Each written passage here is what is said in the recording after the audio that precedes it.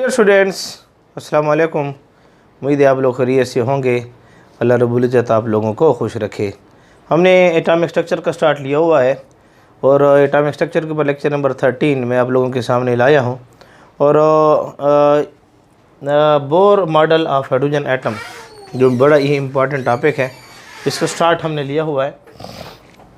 इसमें part A को हम तफसीलन डिस्कस कर चुके हैं। पार्ट ए में हमने रदरफोर्ड एटॉमिक मॉडल को कुछ ज़िमनन डिस्कस किया, थोड़ा बहुत। रदरफोर्ड एटॉमिक मॉडल डिस्कस तो नहीं हुआ, लेकिन खुसूसन उसके जो ड्राबैक्स थे, रदरफोर्ड एटॉमिक मॉडल के ड्राबैक्स थे, हमने उसको डिस्कस किया। और उसमें जो बातें थी हम उसको डिस्कस थोड़ी सी कर लिया, उसमें जो ड्राबैक्स थे। और बोर एटॉमिक मॉडल के लिए हमने ग्राउंड बनाया कि रदरफोर्ड एटॉमिक मॉडल में जो मसाइल थे, उन मसाइल को हल करने के लिए बोर एटॉमिक मॉडल 1913 में आया। तो आज बोर एटॉमिक मॉडल के मेन पॉइंट्स पढ़ेंगे, जिन्होंने रदरफोर्ड एटॉमिक मॉडल के जो खामियां थी या डिफेक्ट्स थी, उनको उन्होंने ठीक किया। तो लेक्चर का स्टार्ट लेते हैं। मेरा नाम है गुलाम नबी और आप देख रहे हैं हमारा प्यारा सा खूबसूरत सा चैनल केमिस्ट्री वाला। तो part B, Bohr model of hydrogen atom आप लोगों के सामने मौजूद है। 1913 में नील बोर ने ये मॉडल प्रपोज किया है। नील बोर ने ये मॉडल प्रपोज्ड किया है 1930 में। इन ऑर्डर टू रिमूव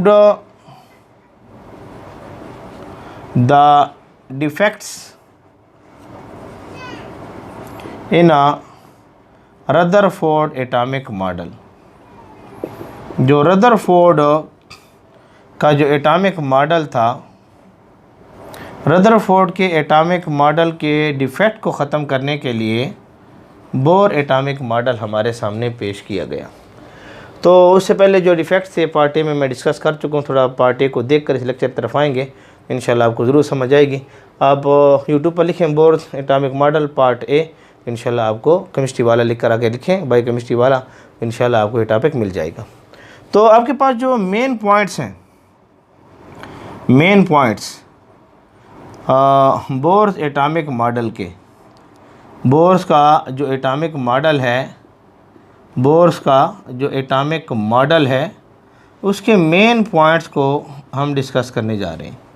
सबसे पहला जो main points bore atomic model का ये था कि ये जो न्यूक्लियस होता है, न्यूक्लियस इसके आसपास रास्ते हैं और इन रास्तों में इलेक्ट्रॉन क्या करते हैं, गर्दिश करते रहते हैं। और इन रास्तों को उसने नाम दिया कि ये रास्ते जो हैं शेल कहलाएंगे, या आप इनको एनर्जी लेवल कहें, एनर्जी लेवल, या आप इनको ऑर्बिट का नाम दें, जो आपकी मर्ज़ी है। 3 नाम उसने दिए, बोहर ने 3 नाम दिए कि न्यूक्लियस के आसपास, ये न्यूक्लियस है, ये न्यूक्लियस है, न्यूक्लियस के आसपास वो रास्ते हैं जिनमें इलेक्ट्रॉन क्या करेंगे, गर्दिश करेंगे। ये जो रास्ते हैं इनको आप शेल का नाम दें, एनर्जी लेवल का नाम दें, या ऑर्बिट का नाम दें, आपकी मर्ज़ी है। तो सबसे पहला पॉइंट जो हमारे सामने ये है कि द इलेक्ट्रॉन्स, जो इलेक्ट्रॉन्स हैं, इलेक्ट्रॉन्स रिवॉल्व्ड अराउंड द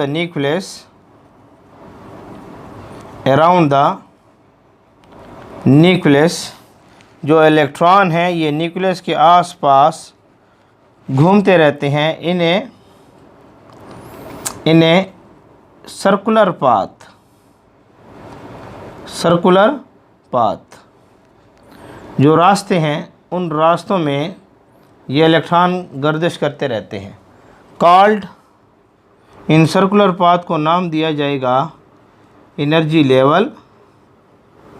आप इनको एनर्जी लेवल का भी नाम दे सकते हैं, एनर्जी लेवल, उम्मीद है आप लोगों को नज़र आ रहा होगा।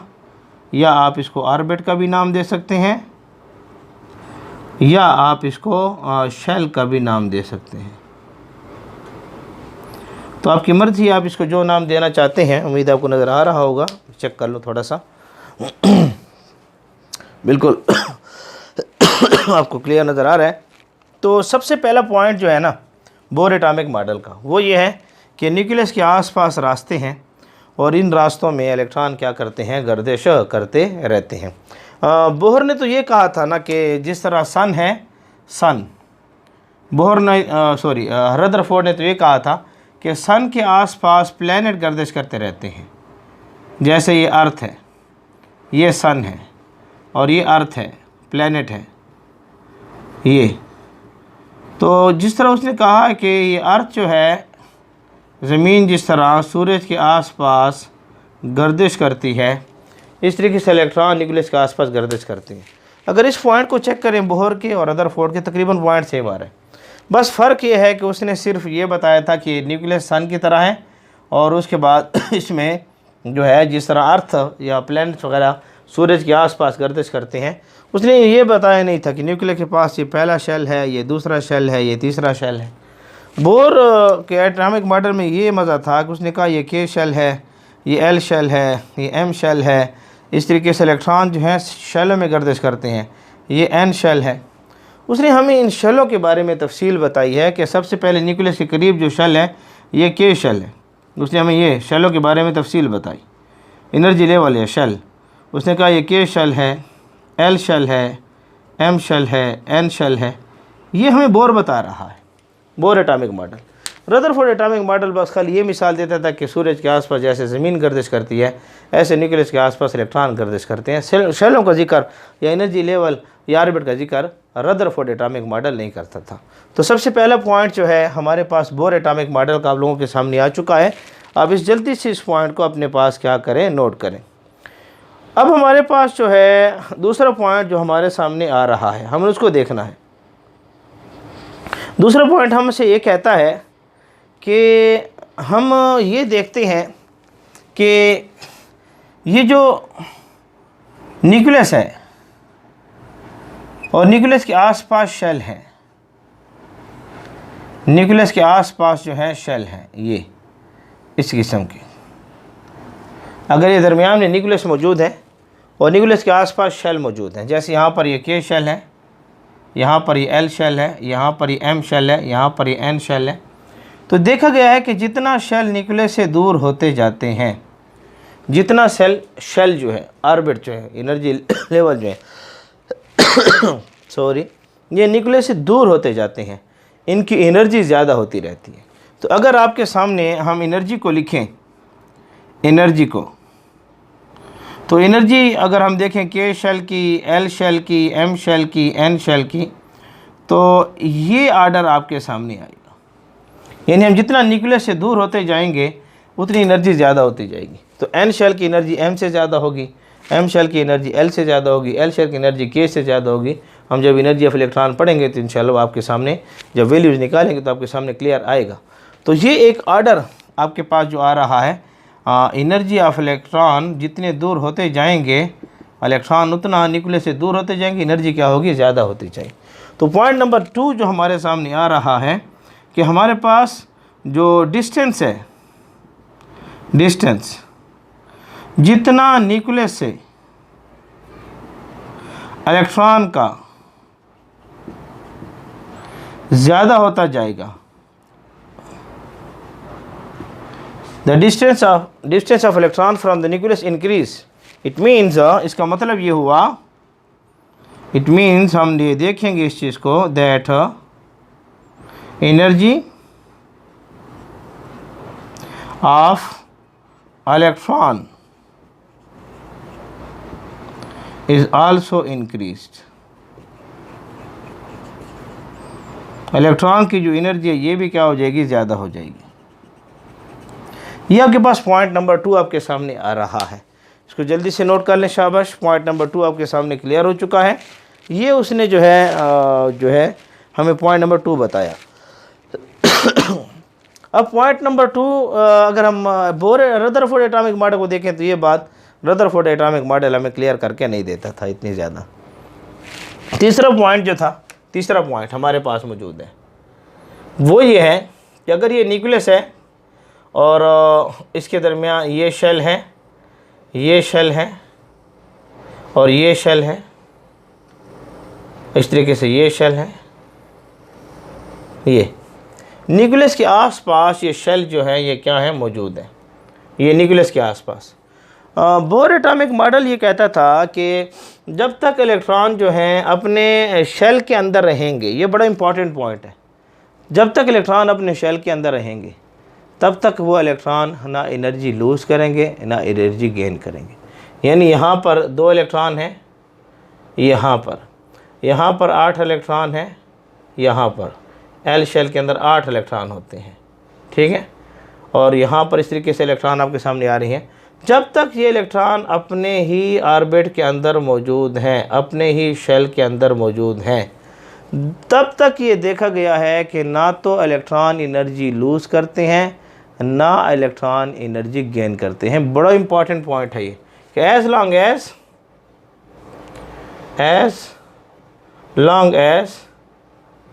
the electrons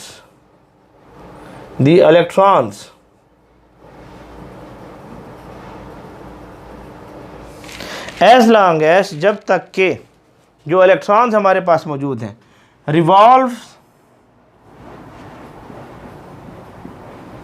around the nucleus, revolve around the nucleus, जब तक भी इलेक्ट्रॉन न्यूक्लियस के आसपास गर्दिश करते रहेंगे, याद रखें in its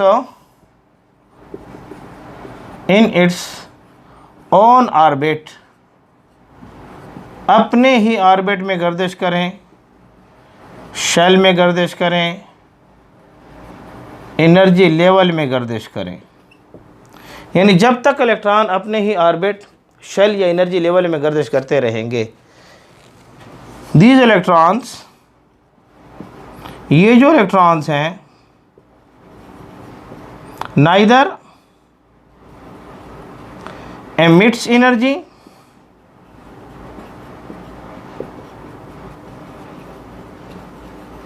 these electron neither emits energy nor absorb energy,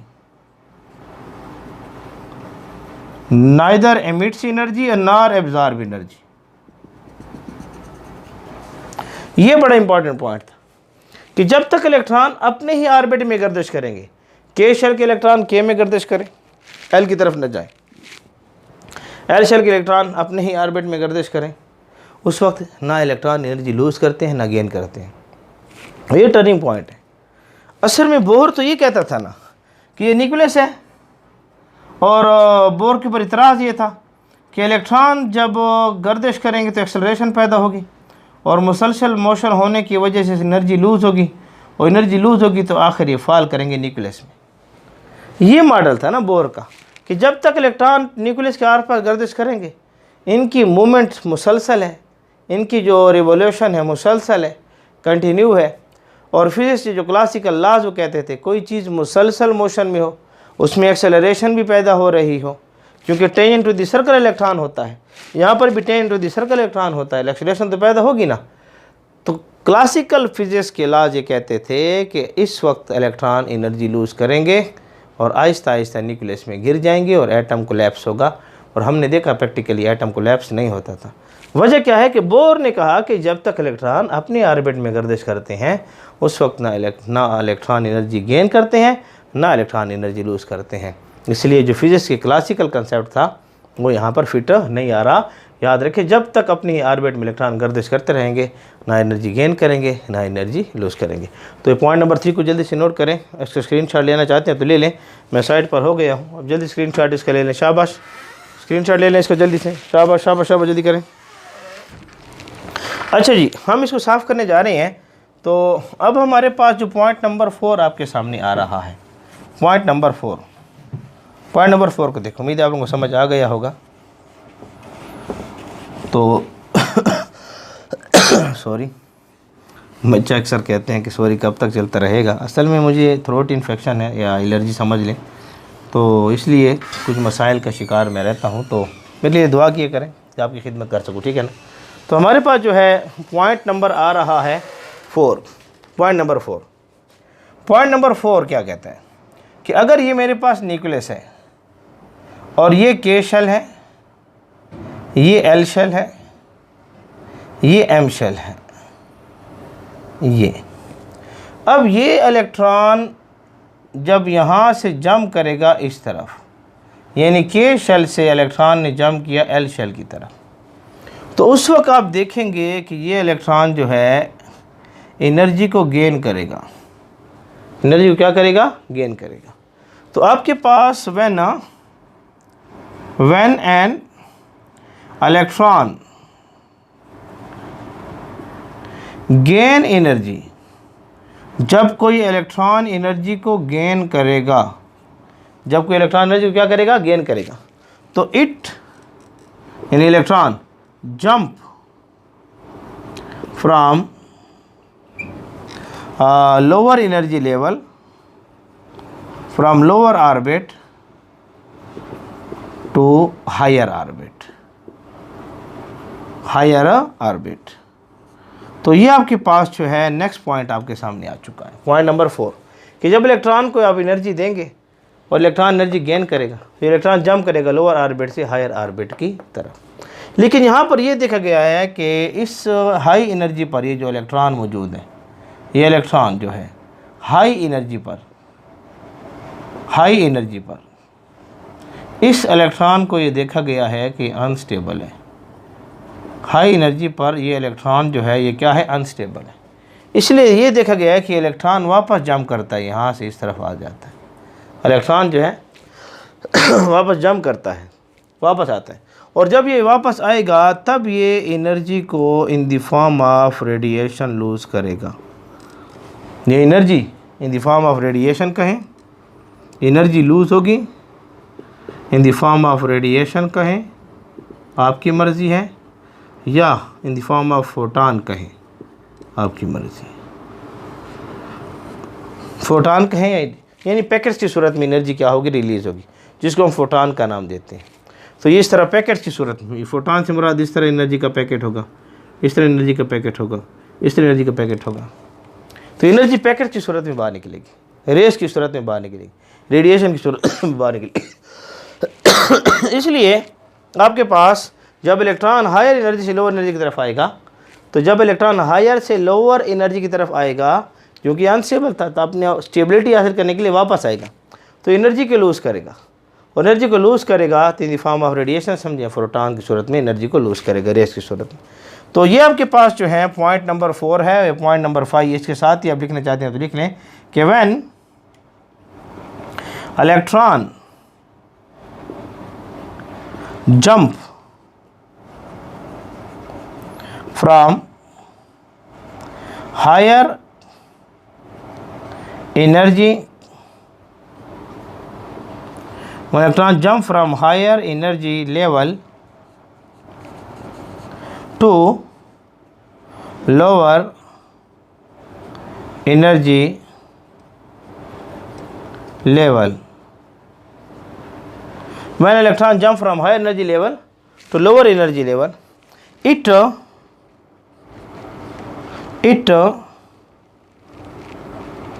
बच्चा कहते हैं सर एक शार्प लिखा करें, इट लूज एनर्जी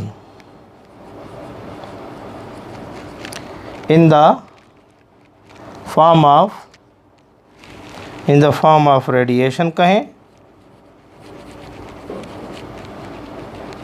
या फोटॉन कहें। उम्मीद आप लोगों को नज़र आ रहा होगा।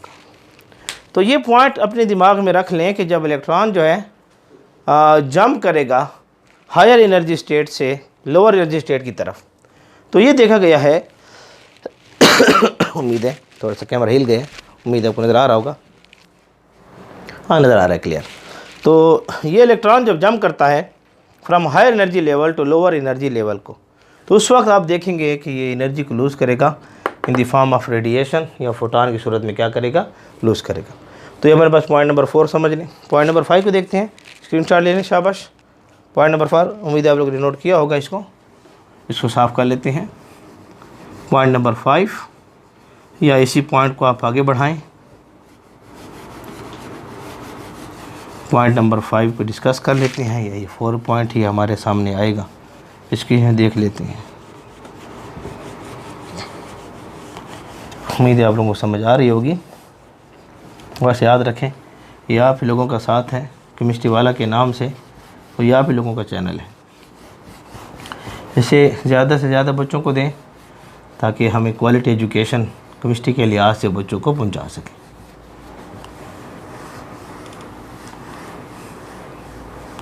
जी, आपके सामने साफ हो चुका। अच्छा, अब ये इलेक्ट्रॉन जब जंप करेगा, ये अगर न्यूक्लियस है और ये शेल है और ये शेल है, अब इलेक्ट्रॉन जो है उसने जंप किया E2 से E1 की तरफ। यहाँ से इलेक्ट्रॉन ने जंप किया E2 से E1 की तरफ, और उस वक्त हमने देखा कि यहाँ से रेडिएशन निकली इन द फॉर्म ऑफ फोटॉन। तो इलेक्ट्रॉन ने यहाँ पर क्या किया कि एनर्जी को लूज़ किया।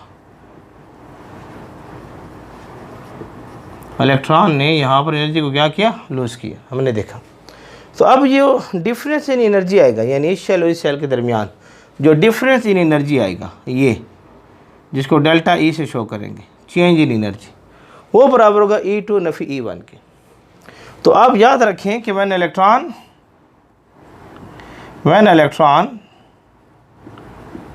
जंप फ्रॉम higher energy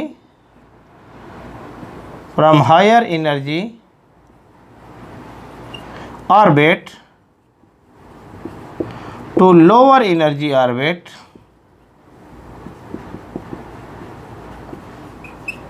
जब इलेक्ट्रॉन जंप करे from higher energy orbit to lower energy orbit, the difference in energy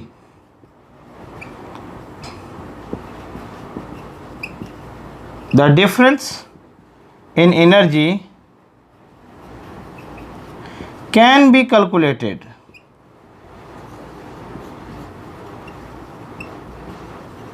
The difference in energy can be calculated. Energy के दरमियान जो फ़र्क है उसको कैलकुलेट किया जा सकता है by the formula,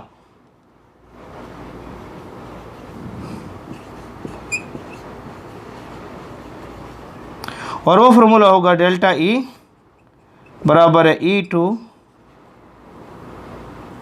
delta E बराबर है E2 नफ़ी E1 के बराबर होगा। ये फार्मूला हमारे पास होगा, चेंज इन एनर्जी। अब ये energy at second orbit, energy of first orbit, तो E2 नफ़ी E1 कर लेंगे, तो जितनी एनर्जी लूज़ होगी तो आपके पास डेल्टा E आपके सामने वैल्यू आ जाएगी। तो डेल्टा E क्या करेगा कि इन दोनों ऑर्बिटल के दरमियान जो चेंज इन एनर्जी है उसको क्या करेगा, मालूम करेगा। तो ये आपके पास जो है आपके सामने पॉइंट नंबर 4 था, इसको पॉइंट नंबर 5 कर लें, ठीक है ना, पॉइंट नंबर 5 कर लें इसको, ठीक है। अच्छा, अब पॉइंट नंबर 6 क्या कहता है आपसे, पॉइंट नंबर 6 कि अगर ये न्यूक्लियस है और ये आपके सामने जो है एक शेल है, ये उसके बाद दूसरा शेल है, इलेक्ट्रॉन अपने शेल में तो रहेगा, इलेक्ट्रॉन अपने शेल में तो रहेगा, यानी शेल में रहेगा, यही शेल में रहेगा, लेकिन इन बिटवीन द शेल नहीं रहेगा, यानी इलेक्ट्रॉन इनके दरमियान जो खाली जगह है यहाँ पर नहीं होगा। यहाँ पर इलेक्ट्रॉन होगा, ठीक है, यहाँ पर भी इलेक्ट्रॉन है, लेकिन यहाँ पर आप इलेक्ट्रॉन तस्वर करें कि शेल्स के दरमियान इलेक्ट्रॉन रहना चाहेगा, ये नहीं होगा। तो इलेक्ट्रॉन अपनी फिक्स एनर्जी लेवल में रहेगा, जिसमें इसकी एनर्जी फिक्स्ड है, जिसको हम नाम देते हैं क्वांटाइज, जिसकी एनर्जी क्या है, quantize. In between the orbit electron रहना पसंद नहीं करेगा। तो पॉइंट नंबर 6 क्या कह रहा है, the electrons revolve in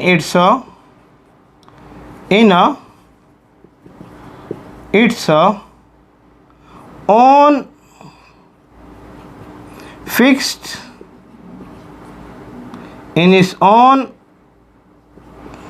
fixed circular path, जिसको आप शेल कहें या ऑर्बिट कहें या एनर्जी लेवल कहें। The electron revolved in its own fixed circular path. Electron अपने फिक्स सर्कुलर पाथ के आसपास क्या करेंगे, गर्दिश करेंगे। These electrons दीज इलेक्ट्रॉन्स, ये जो इलेक्ट्रॉन्स हैं, can not stay in between the two orbits. ये इलेक्ट्रॉन जो हैं दो ऑर्बिट्स के दरमियान नहीं रहेंगे। इलेक्ट्रॉन की जो है एनर्जी फिक्स है, या तो यहाँ रहेगा यहाँ पर यहाँ रहेगा। इन दो ऑर्बिट के दरमियान में इलेक्ट्रॉन नहीं होगा। इट मीन्स, इसका ये मतलब हुआ, it means energy of electron, energy of electron जो है ये फिक्स्ड है, या हम इसे कहते हैं क्वांटाइज्ड। क्वांटाइज्ड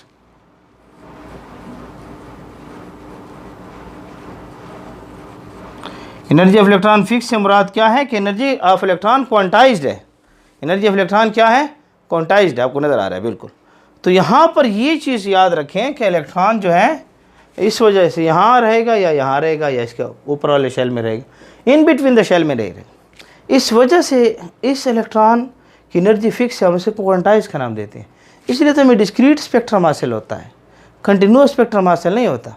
इसके दरमियान वाली वेवलेंथ वाली एनर्जी हमें हासिल नहीं होगी। इसके दरमियान इस एनर्जी वाली वेवलेंथ हासिल होगी, इस एनर्जी वाली वेवलेंथ हासिल होगी। दरमियान में जो इलेक्ट्रॉन रहना नहीं चाहता तो वो वेवलेंथ हमें हासिल नहीं होगी। इस वजह से याद रखें कि जब एनर्जी क्वांटाइज्ड हो गई है, एनर्जी अगर हमारे पास क्वांटाइज्ड हो गई है, एनर्जी अगर क्वांटाइज हो चुके हैं, तो हमारे पास जो स्पेक्ट्रम हासिल होगा, मैं स्पेक्ट्रम पर तफसीलन बात करूंगा इंशाल्लाह, तो वो स्पेक्ट्रम जो है लाइन स्पेक्ट्रम होगा। लाइन स्पेक्ट्रम, या जिसको आप डिस्क्रीट स्पेक्ट्रम का भी नाम देते हैं, डिस्क्रीट स्पेक्ट्रम का भी नाम देते हैं। यानी हमें मुसलसल स्पेक्ट्रम नज़र नहीं आ रहा होगा, कंटिन्यूअस स्पेक्ट्रम नहीं होगा। रदरफोर्ड तो ये कहता था कि ये जो न्यूक्लियस है, रदरफोर्ड तो ये कहता था कि ये जो न्यूक्लियस है, न्यूक्लियस के आसपास इलेक्ट्रॉन यहाँ भी हो सकता है, यहाँ भी हो सकता है, यहाँ भी हो सकता है, यहाँ भी हो सकता है, यहाँ भी हो सकता है, यहाँ भी हो सकता है। रदरफोर्ड का नज़रिया ये था कि न्यूक्लियस के आसपास इलेक्ट्रॉन हर जगह पर मौजूद हो सकता है। इस वजह से तो हम कहते थे उसका स्पेक्ट्रम को कंटिन्यूअस होना चाहिए कि हर न्यूक्लियस के आसपास हर जगह की वेवलेंथ के ज़रिए हमें रेस को हासिल करेंगे। कंटिन्यूअसली इलेक्ट्रॉन न्यूक्लियस के आसपास हर जगह मौजूद रह सकता है और रह रहा है और गर्दिश कर रहा है। इस तरीके से इसकी जो आपके पास स्पेक्ट्रम आना चाहिए रदरफोर्ड का, कंटिन्यूअस आना चाहिए। तो इस लिहाज से अगर हम देखते हैं कि यहाँ पर जो स्पेक्ट्रम होगा, स्पेक्ट्रम उसको कंटिन्यूअस होना चाहिए। कंटिन्यूअस, उम्मीद है आपको नज़र आ रहा होगा।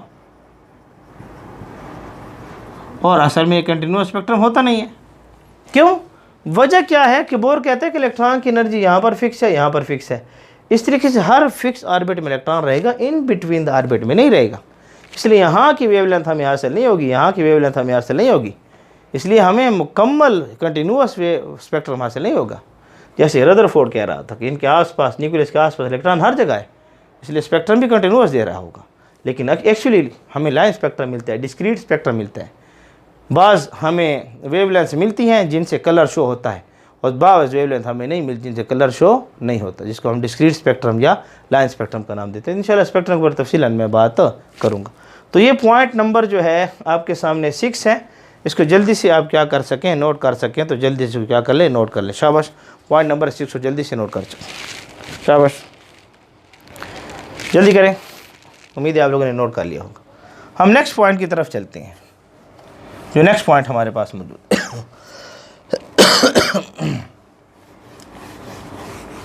नेक्स्ट पॉइंट की तरफ चलते हैं।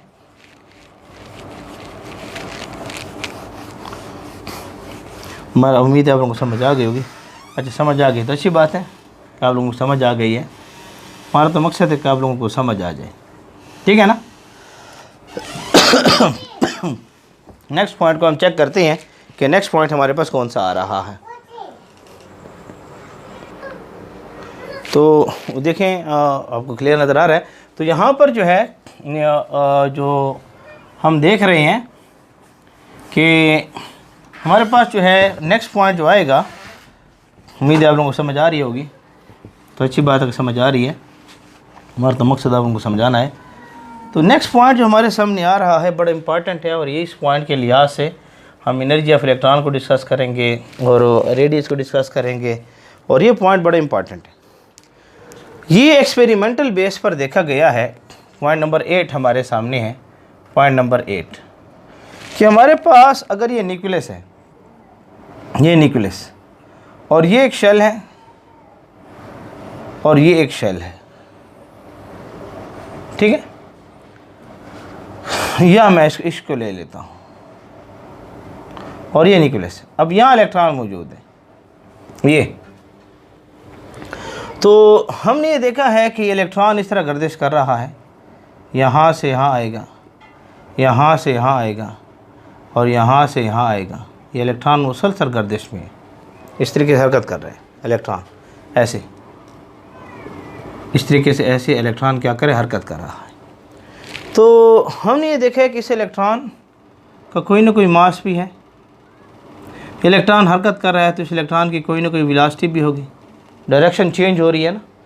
यहाँ पर 10 इंटू सर्कल, यहाँ पर 10 इंटू सर्कल, यहाँ पर 10 इंटू सर्कल आपके पास आ रहा है, वेलोसिटी भी है। और ये इलेक्ट्रॉन यहाँ पर मौजूद है, तो इस इलेक्ट्रॉन का कोई ना कोई रेडियस होगा। तो ये चीज़ देखी गई है कि ये जो इलेक्ट्रॉन है, इलेक्ट्रॉन इस इलेक्ट्रॉन का चूँकि मास भी है, चक्कर से ना होने के बराबर है। इस इलेक्ट्रॉन के अंदर वेलोसिटी भी है, चूँकि डायरेक्शन चेंज हो रही है, टेंजेंट टू दी सर्कल। और न्यूक्लियस और इलेक्ट्रॉन के दरमियान फासले की वजह से इस इलेक्ट्रॉन के अंदर हमने देखा है कि यहाँ पर रेडियस भी हमें नज़र आएगा। तो इस जब ये तीन चीज़ें जब यहाँ पर पाई जाएं, ये तीन चीज़ें, तो इससे पैदा होता है मोमेंटम,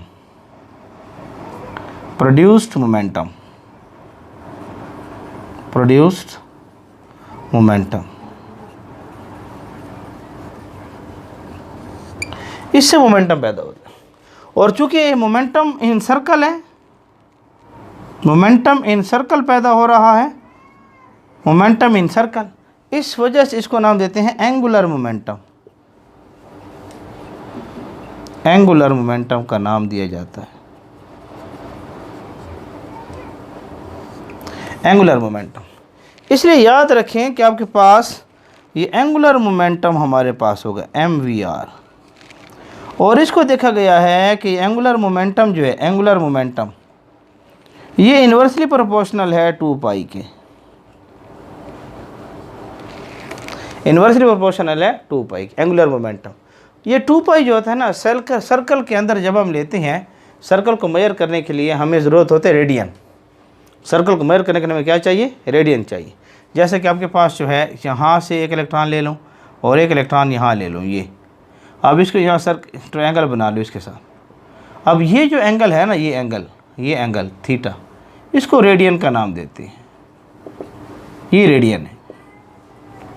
तो जब भी आप सर्कल के अंदर मेजरमेंट करना चाहते हैं तो उसका एक तरीका रेडियन है, और रेडियन को हम 2 पाई से मालूम करते हैं। एक इलेक्ट्रॉन जब वो मुकम्मल एक फ़ासला तय करता है, चाहे इलेक्ट्रॉन का फ़ासला थोड़ा हो, चाहे इलेक्ट्रॉन का फ़ासला ज़्यादा हो, तो ये 2 पाई के बराबर होता है। इसलिए ये देखा गया है कि एंगुलर मोमेंटम जो है 1 और 2 पाई के इन्वर्स रिलेशन शो करता है।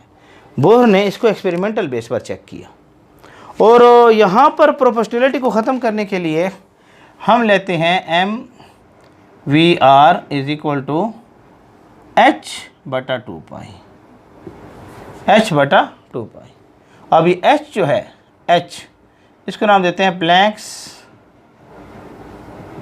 कांस्टेंट। ये प्लैंक्स कांस्टेंट हमारे पास मौजूद होता है, और इस कांस्टेंट है तो इसलिए इसकी वैल्यू जो है आपको आनी चाहिए 6.6262 ज़रब 10 की ताकत नफ़ी 34 जूल सेकंड। 6.6262 ज़रब 10 की ताकत नफ़ी 34 जूल सेकंड आपके पास वैल्यू आनी चाहिए। तो ये हमारे पास जो है प्रोपोर्शनलिटी कांस्टेंट आपके सामने आ जाएगी। अब इलेक्ट्रॉन जो है, चूँकि हमने ये देखा तो हमारे पास ये बड़ा इंपॉर्टेंट है, याद रखें ये जो फार्मूला है ये फार्मूला बहुत ज़्यादा इंपॉर्टेंट है। इसी की बुनियाद के ऊपर हम रेडियस वगैरह एनर्जी वगैरह को डिस्कस करते रहते हैं। ये हमारे पास बोर का जो पोस्टुलेट है ये ज़रूरी है। अब ये तो हमें पता है कि ये न्यूक्लियस है और इसमें ये के शेल है, ये एल शेल है, ये एम शेल है और ये एन शेल है। ये अब ये के शेल है, ये एल शेल है, ये एम है और ये एन है। इसमें न्यूक्लियस के आसपास शेल वगैरह पाए जाते हैं। तो यहाँ पर हम लेते हैं एन की कीमत 1, यहाँ पर हम लेते हैं एन की कीमत 2, यहाँ पर हम लेते हैं एन की कीमत 3, यहाँ पर हम लेते हैं एन की कीमत 4। तो हमने देखना है कि इलेक्ट्रॉन का एंगुलर मोमेंटम अगर हम मालूम करना चाहते हैं और एंगुलर मोमेंटम से हम रेडियस मालूम करेंगे या वेलोसिटी मालूम करेंगे या मास मालूम करेंगे, तो हमने देखना है कि हमारे पास इलेक्ट्रॉन किस शेल में है। के शेल में एन की कीमत 1 डालते हैं, एल शेल एन की कीमत 2 डालेंगे, इससे यहाँ 3, यहाँ पर 4। इसलिए ये जो फार्मूला हमारे सामने आता है इसको हम इससे लिखते हैं MVR is equal to NH/2π, NH/2π। यहाँ जो N है ये शो का इसकी वैल्यू 1 भी है, 2 भी है, 3 भी है, 4 भी है एंड सो ऑन। ये जो N है ये हमें बताता है नंबर ऑफ शेल। ये शेल कौन सा है। के के लिए n कीमत 1 होगी, एल के लिए 2 होगी, एम के लिए 3 होगी और एन के लिए 4 होगी। सो वन जैसी वैल्यू जा रही है हमारे पास। तो ये फार्मूला आपके पास आना चाहिए। तो ये बड़ा इम्पॉर्टेंट फार्मूला आपके पास मौजूद है। इससे हम बहुत कुछ चीज़ें क्या करते हैं मालूम करते रहते हैं। अब उसके बाद जो है के शेल के अंदर हम रखते हैं 2 इलेक्ट्रॉन, एल शेल के अंदर हम रखते हैं 8 इलेक्ट्रॉन, एम शेल के अंदर रखते हैं 18 इलेक्ट्रॉन और एन शेल के अंदर रखते हैं 32 इलेक्ट्रॉन। तो इसके लिए बोहर ने ये पॉइंट नंबर 8 समझे,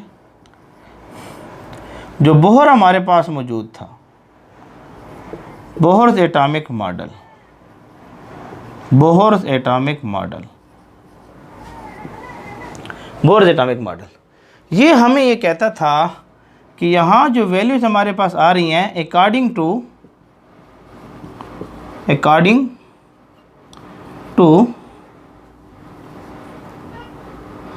सी लिख देते हैं, अकॉर्डिंग टू फार्मूला 2n², इस फार्मूले के साथ आती है।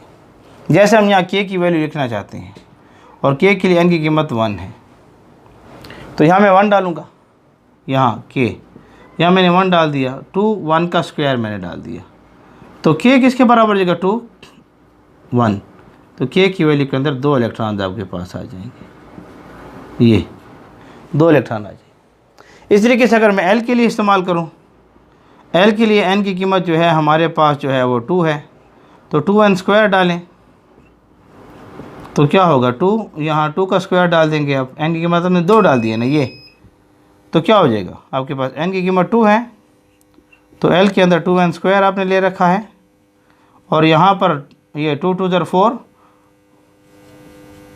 तो आपके पास 8 इलेक्ट्रॉन आ जाएंगे। उम्मीद आपको नज़र आ रहा होगा,